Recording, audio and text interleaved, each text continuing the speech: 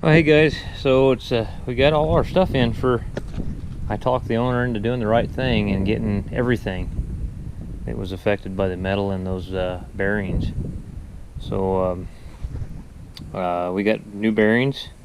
These Timken bearings, they were $1,250 a piece for these bearings. I'm going to go ahead and get the races out of here and then take the bearing races and stick them in the freezer and let them sit there for a while. And here's our 3 planet gears. Here's our seals. Here's our sun gear and sun shaft, and then in the big box is our ring gear. So as you can see, I've been going at her pretty hard, trying to get things going here. This is the engine out of the this is the 8.1 6081 motor out of the 8300T. I got the pan off. I'm gonna probably video pulling the head off and pulling liners and pistons out of it. I looked up and through the bottom, and number 6 is starting to scuff real bad, so that's where all the bull bite's coming from on that. It's just tired. She just needs a little help. But there it is right there.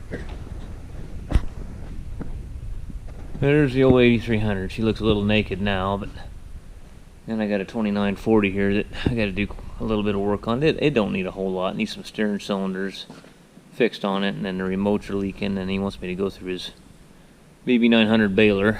So, and I finally got number 6 piston and liner. I'm going to start putting this thing back together too. So, but the hot item on the list right now is the 8420T, is getting it going. So I'm going to get my bearings and everything and start getting all that stuff situated to go back together with this thing. We'll be back momentarily. Okay guys, this great big bearing you see here, I should have, when I bought this bearing heater, one of my viewers, a buddy of mine on YouTube there, Bill Knack, he seen this and he went and put the 8-inch one. See, I bought the 5-inch. I went cheap. And I should have known about the, oh hell, I probably won't run into a bearing that big on this ag stuff. Here I am with a 6-inch bearing with a 5-inch bearing heater. So I improvised. Remember the 9320T? I took one of the used clutch pistons out of it and stuck it on there, and then set that on top of it and just transferred the heat from the piston to the bearing. And it's a lot of bearing to heat up, so I don't, it's going to take time to get that much heat transferred. So I went in there and I heated it till it, the little pin melted on it. And here's our bearing. It slid right on there. It just went pop, just like that. So now I'm going to clean up the other case, and because it's going to take a while to get that other bearing hot enough to put on that end right there. And then we'll have our bearing halves on there. I need to put my seals in here, and then I'll be getting close to doing something here. And I got the bearing races in the freezer right now, so if I can see if I can get them cold enough to slide them in. So be back shortly. You guys ever seen dual cone seals on a cat? This is pretty much what it is. Okay, this is the lap surface. The two seals, the two halves of the seals will set together like this, and they'll create a seal right here.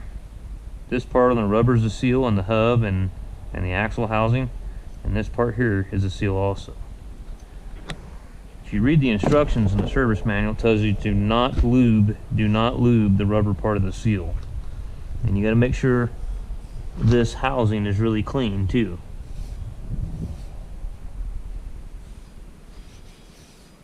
She's pretty clean, so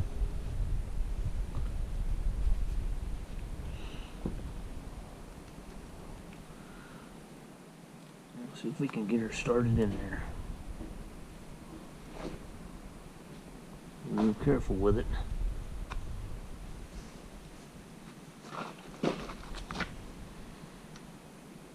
And then once you get it inserted in the other half, take a little lube and just get this wet right here on the sealing surface where the lap surface is when they start spinning and rubbing together. This one's hot enough and ready to, well, the little crayon's melting on there.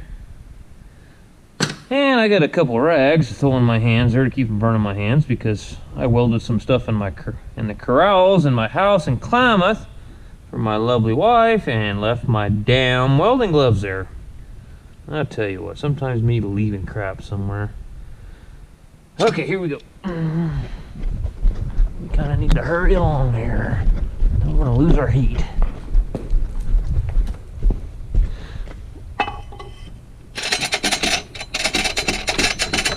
Well, that one's not sliding right on there, is it? Well, let's get the wire hammer and just lightly give her a little assistance. Okay, look at that. Isn't that bearing heater? Just wasn't sitting on there square. Isn't that bearing heater nice? God, that's a nice tool. I mean, I'm gonna buy the 8-inch one now. That thing's worth its weight in gold as far as I'm concerned. The first one took quite a while to heat up. 'Cause it takes, you know, it takes a little while to get the tool hot. But the second one, it didn't take, I don't know, 20 minutes to get that big bearing hot. I'm not kidding you, it probably took 20 minutes to get that great big bearing hot. So, I'm pretty impressed. Alright, so what I'm doing now is I'm cleaning this housing out. Got to be pretty meticulous about this housing and getting it soft out. We don't want any of that metal from that bearing failing. Got to get it just as clean as we possibly can. And then I got to flip this thing around and put the bearing races in it. Well, you don't want to see me sit here wiping this thing. I'll be back. Ring gear. You'll notice that on this ring gear, they got some lines kind of, you know, in the outside circumference of this. And I went and looked at the other one, and it was, this side was against the planetary, the bearing carrier here. So I'm just going to put it like the other one was. I looked in the service manual. It didn't say anything about being directional, but we'll put it like the other one was. There's a dowel hole there and one there.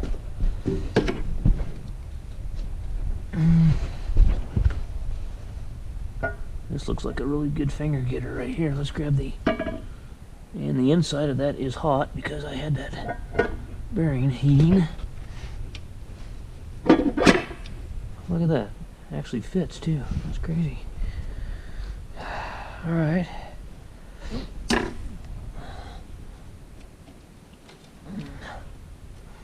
Kind of wanted to, let's see here, let's think this through. I don't want to roll my nice clean bearing over there on that pallet. Let's do it this way for now to get it held where we can do something else here. I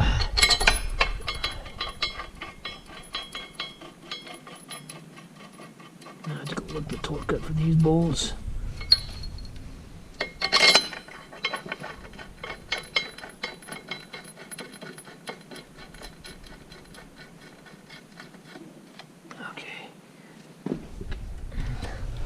See if I can go get something, some rags or something to lay here to flop this thing over. Take a bunch of shop towels here and lay them down. That way I don't get dirt all over my nice brand new $1,250 bearing. And then we'll put the rest of the bolts in there and we'll torque them down.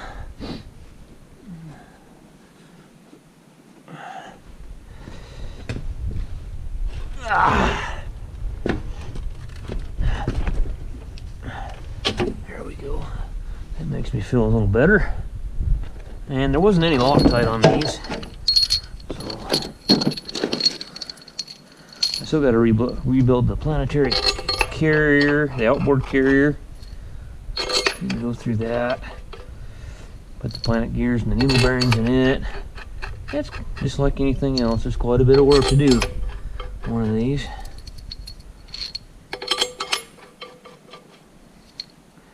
And I gotta hurry. It's gonna get dark. It's gonna get cold on me, so kind of need to move along here. And we'll get the forklift and move the show inside for the night. try to complete this tonight and get it ready to go to where I just got to stick it back on there. Still got to get that damn one half of that pin out of the tractor side there. Yeah, it's already getting cold. Doesn't take much this time of the year. I gotta go into town and get another impact socket. Well, what size are those? I lost my, or I broke my snap-on one. That sucks, guys. We need to pre-lube our bearings before we go together.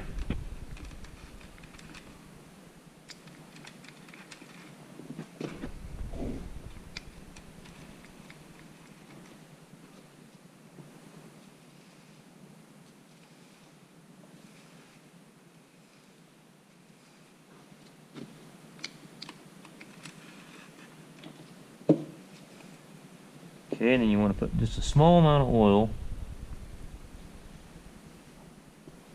on the lap surface of this seal.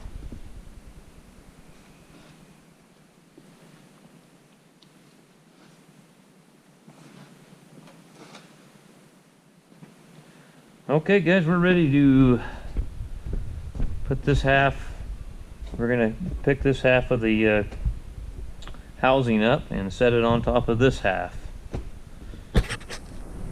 So we've got her hooked up here to our crane, and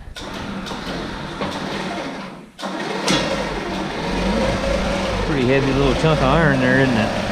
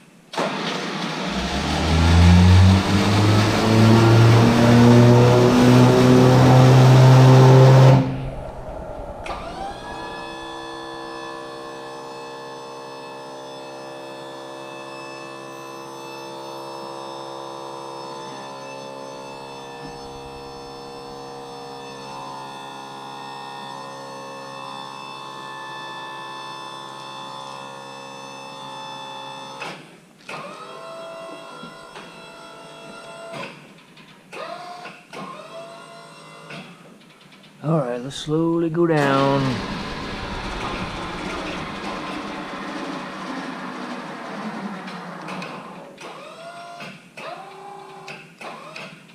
Alright, centered over it.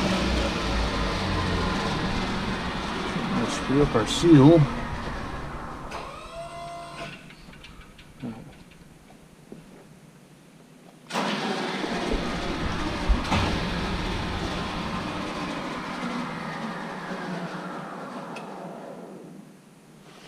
Motion in the ocean there.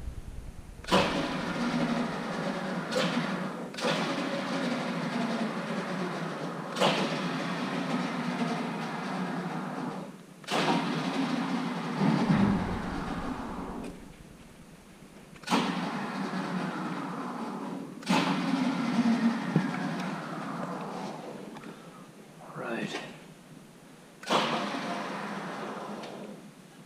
think we got her. Where's my flashlight? Let's double check, make sure we're seating where we need to be sitting here. That our bearing race is flush, or seated up against where it's supposed to be. I think we're where we need to be.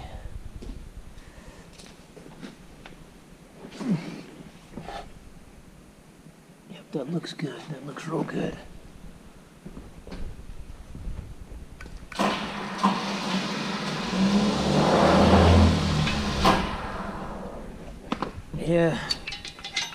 puppies. Mama wanted to keep the puppies today, so they don't like some of the long hours I put in. Them two dogs don't.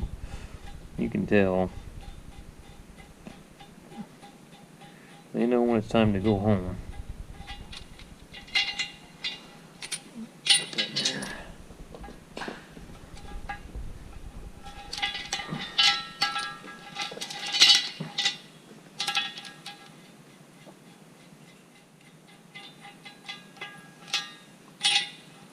Okay. So we need the lifting eyes over here now, but I need to take a couple bolts off the ring gear.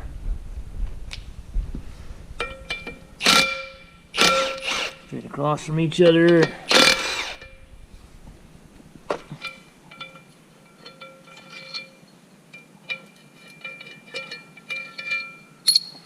What I need to do is pre-lube this bearing before I pick it up. Everything is so darn heavy. Lay it like that way we can get our fingers back underneath there, get a hold of it.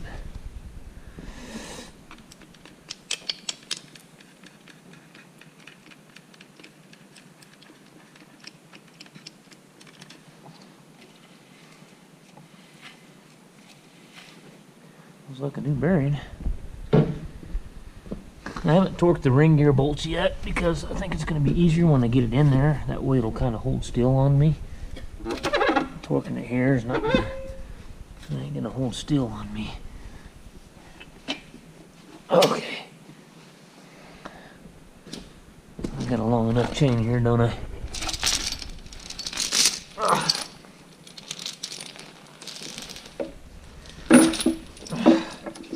Then I got to get the service manual out and check the. There's quite a process to doing the roll and drag torque.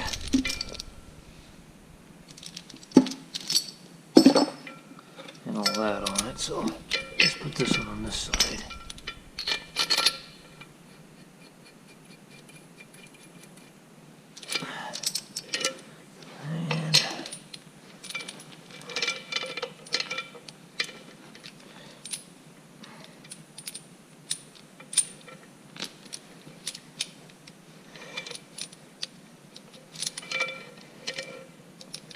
Oh, come on. Slide down there, you saw me, huh? Okay, what did I do with the other bolt?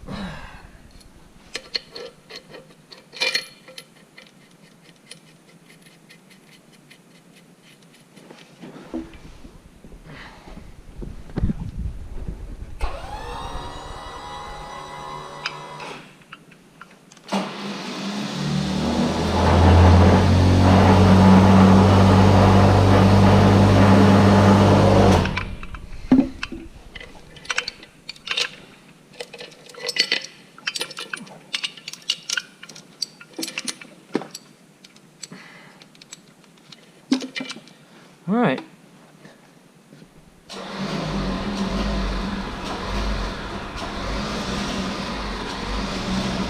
Yeah, let's go back down. It's not quite square.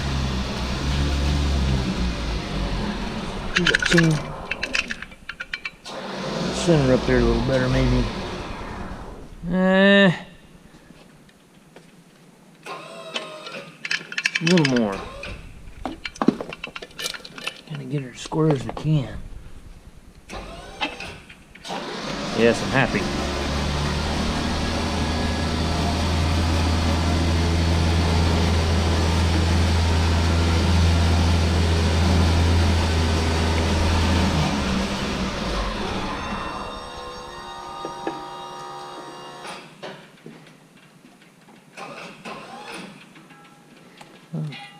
I'm gonna take those bolts out of there. Ding dong.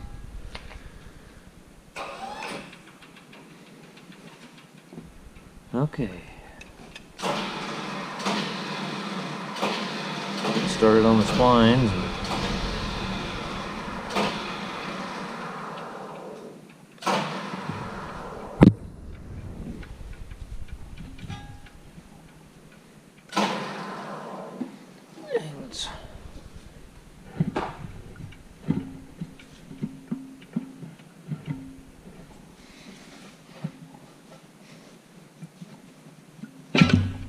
goes.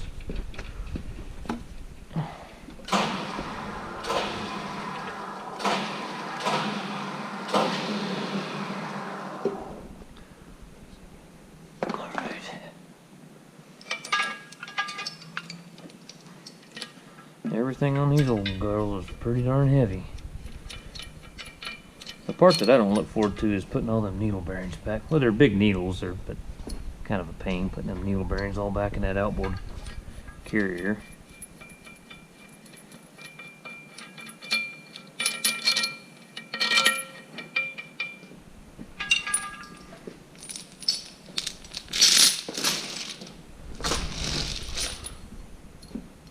Alright, so I've torqued those, and where's my cordless impact? I like that one guy, he says on his comment, he says, me and you suffer from the same problem. Can't remember shit. Boy, ain't that the truth.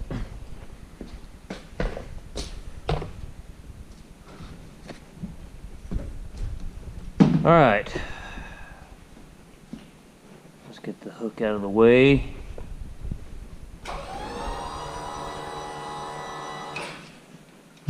Alright, let's see here. Little paint flake got in there. So I know you're supposed to torque them down initially to 74 foot-pounds, these inside ones, so let's go get that. So where is that? What did I do with that? Here it is. I thought these were Loctited.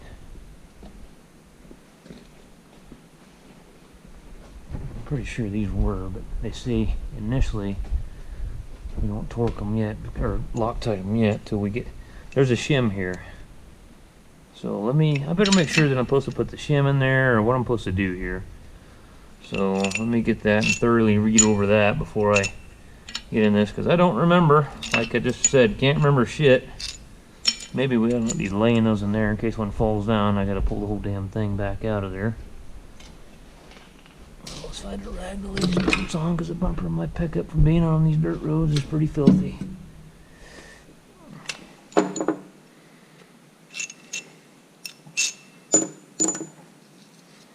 And they're rough dirt roads. There's nothing smooth about them, that's for damn sure.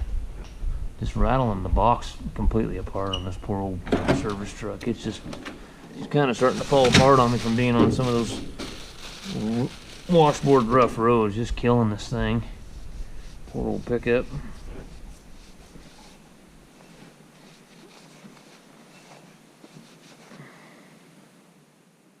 That's pretty scuffed up looking in there, isn't it?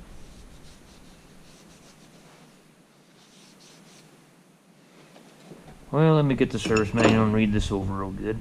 What we're going to do here, I remember now what I did. I'm going to put the original shim pack on it and check the roll and drag torque on it.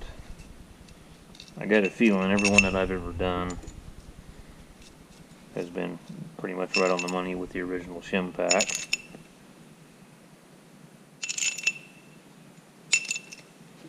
These get torqued to 122 foot-pounds.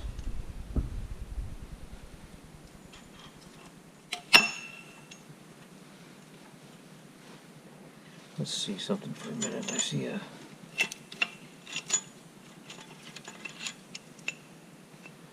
guess there's no particular spot that's service manual again, and that's what it says. These are 12.9, so it's I think like a grade 8 equivalent would be a 10.9, so these are like a grade 12.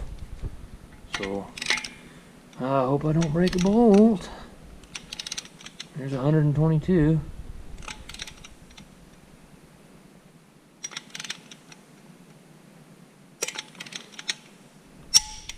Alright, there it is. Scares the shit out of me.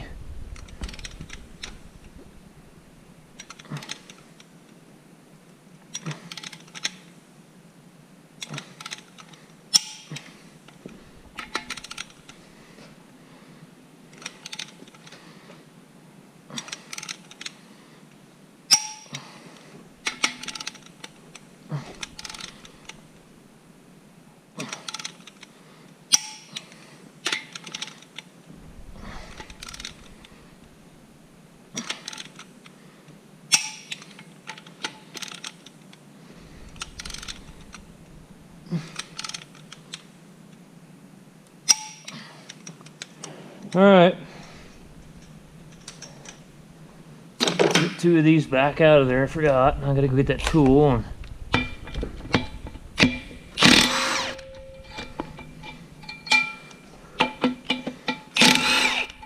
bolt it in there. And I made this one. It's just a strap that goes across here, and then in the middle it's got a nut welded on it. You put a socket on there and you turn it. And I just wasn't going to pay John Deere. They wanted like, it was like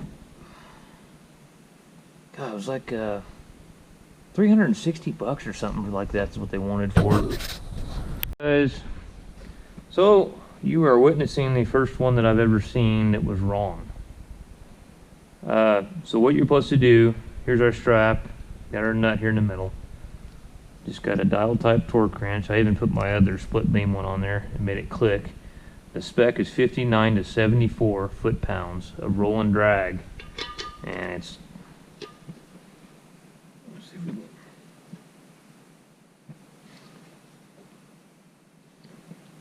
let's see where we're at here.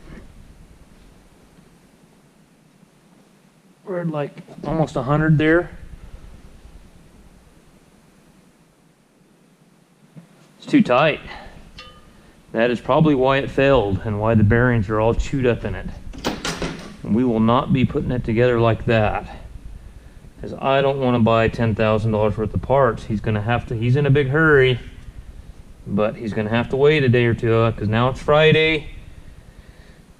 So I gotta unbolt this, back off of here, and actually I could probably. Well, I gotta take that loose, take the shim out. And I got another plate that I'll bolt down there to it, and basically we'll check the depth of it, and I'll show you what to do there to shim it right. Guys, so it's got a piece of plate here. First step is tighten it down. 74 foot-pounds. Let me make sure I got this thing set. Okay, it's on 74.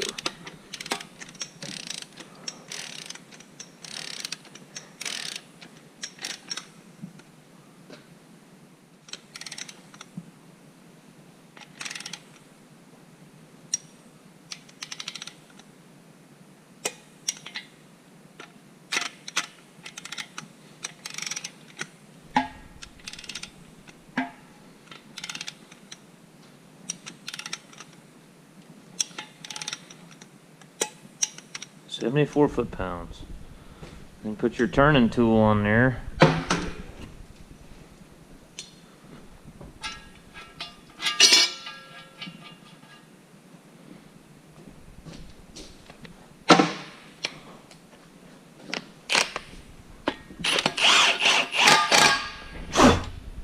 Where the hell did the dust come from?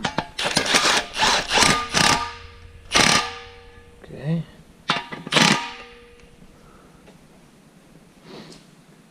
And then turn it around to revolution. Let me swing this crane out of the way here.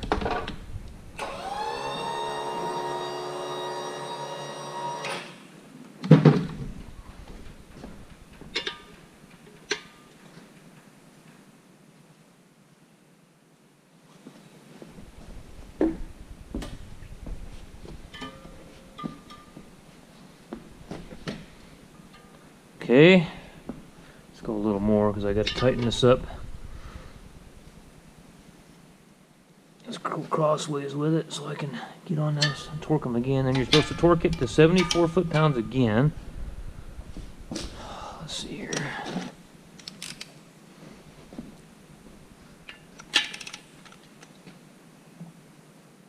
See how much they changed?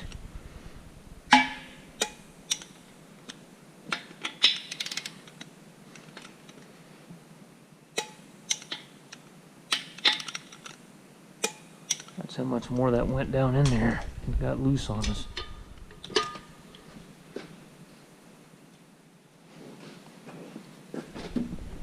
Go 1 revolution minimum. Let's go a couple times just to make sure we're round and round we go. Okay. Now we're supposed to back them off and then turn it again 1 revolution minimum.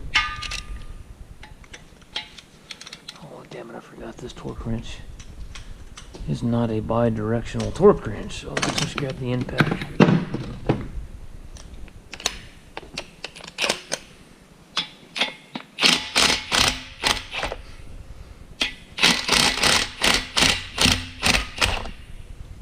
Okay, now let's tighten it up to 30 foot-pounds.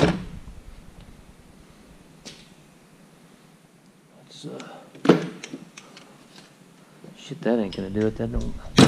We'll use this old torque wrench here.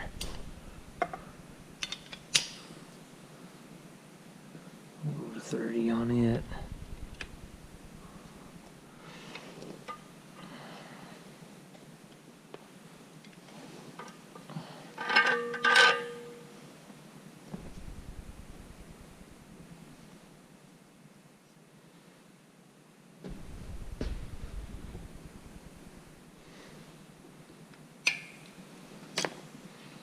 This was my grandfather's torque wrench. He had a machine shop when I was a kid. And I got a bunch of his old torque wrenches and kind of a special torque wrench for me.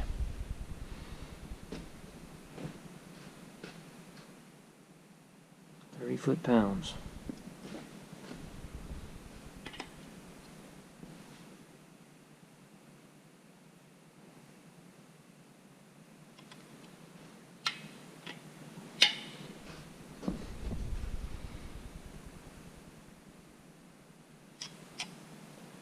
Let's turn it some and we'll check it again.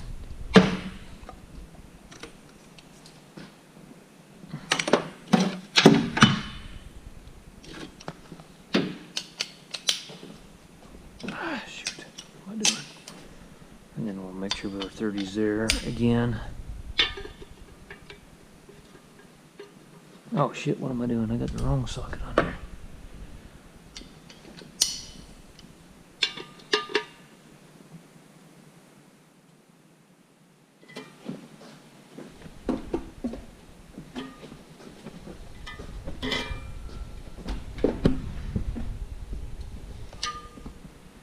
Okay. Let's go to 30 foot-pounds. Again.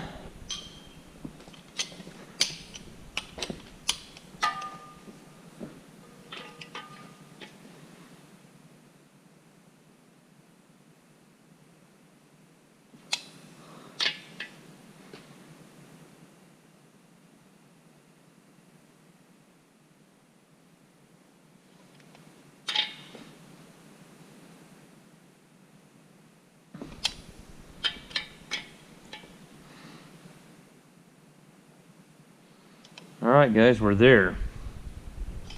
Alright, so now all we got to do is take a depth mic and measure from our ring gear hub to the spindle. So let me go and dig into the snap-on toolbox over there and where the good stuff is and find my depth mics. Okay, so here, where we at? Let's go clear up here. It ain't gonna be that much. You're supposed to measure it adjacent to your bolt hole, so let's see if we can get our light on there. We gotta really pay attention and see where we're at here. Where is my light at? Anyway, oh, it's in my front pocket.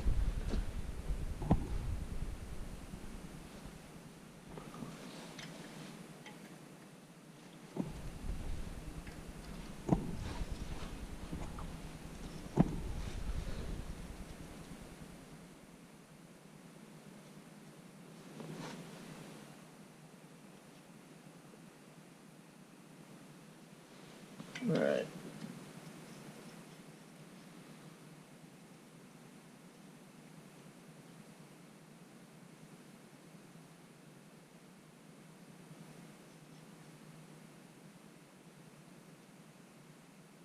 Right there. Alright, where are we at there?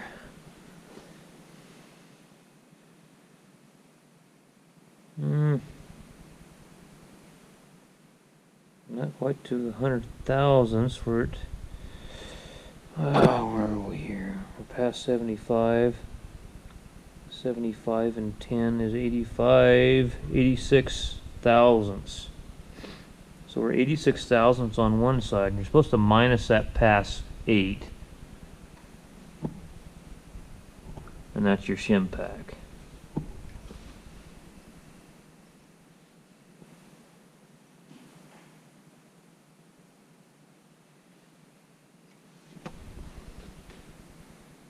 And we're exactly the same on the other side. Alright guys, so got my shim pack. This is the shim pack that was in the tractor already.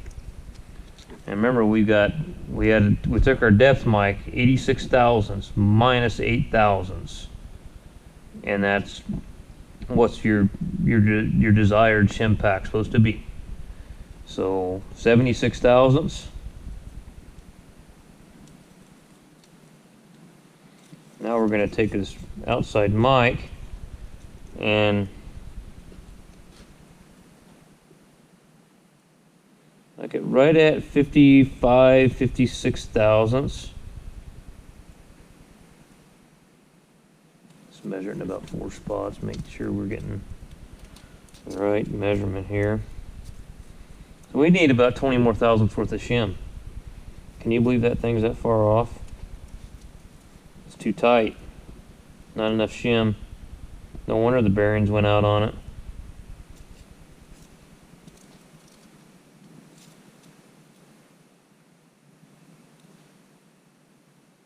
Yeah. So we're at like 56 thousandths. We're going to need about 19 to 20 thousandths. Am I thinking right? 55, 20, 75, about 20, 21 thousandths, worth of shims to make this thing right.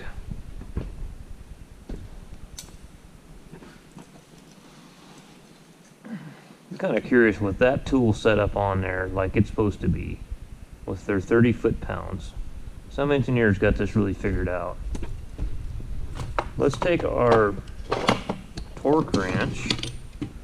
Where is our 3/4 inch socket? I wonder if it's set at the right torque with that 30 foot-pounds.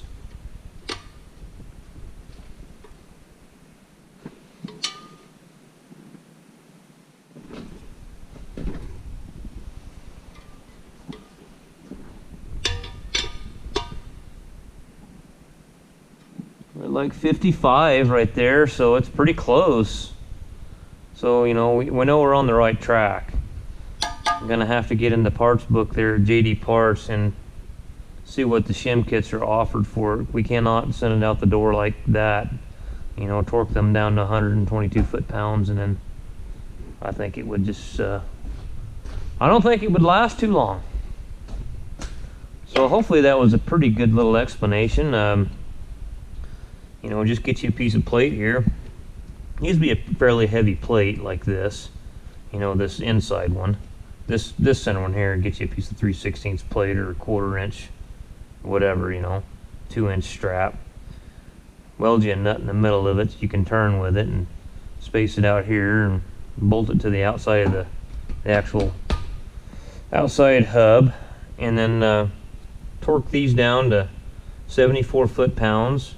Initial torque, and then rotate it a couple revolutions, then see if they're tight again, torque them to 74 foot-pounds, and then rotate it a couple more times, and then back them off, and then tighten them to 30 foot-pounds, and keep tightening them to 30 foot-pounds till these no longer advance anymore at 30 foot-pounds. And then take your depth mic, you need to get you a depth mic, and go adjacent to the bolts right here in the middle, and put your flat part of your depth mic on your ring gear surface, and the spindle of your depth mic will touch the spindle on the axle, and go down and check it like that.